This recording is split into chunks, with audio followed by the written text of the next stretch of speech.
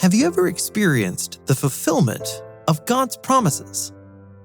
Everett R. Storms spent 1.5 years counting Bible promises and came up with 7,487 promises God made to humankind. God's promises have 3 main characteristics. They are true, everyone can claim them, and they are often conditional.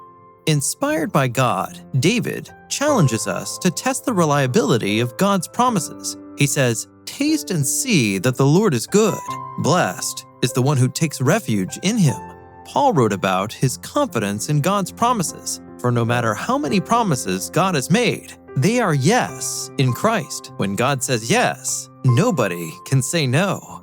Several promises are conditional to faith and obedience. And about obedience, Ellen G. White writes, "All who obey him may with confidence claim the fulfillment of his promises."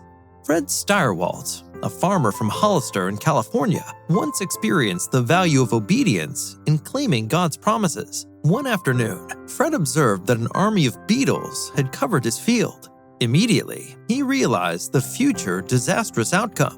These small creatures eat until there is nothing green left. Feeling powerless, he had an insightful conversation with his daughter, Helen.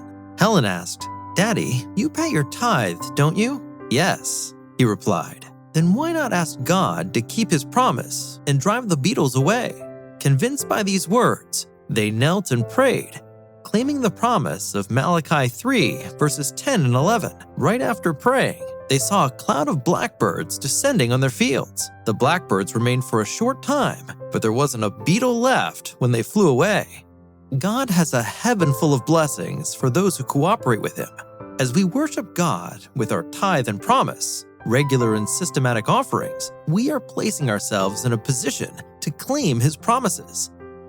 May we put our desires last and God first.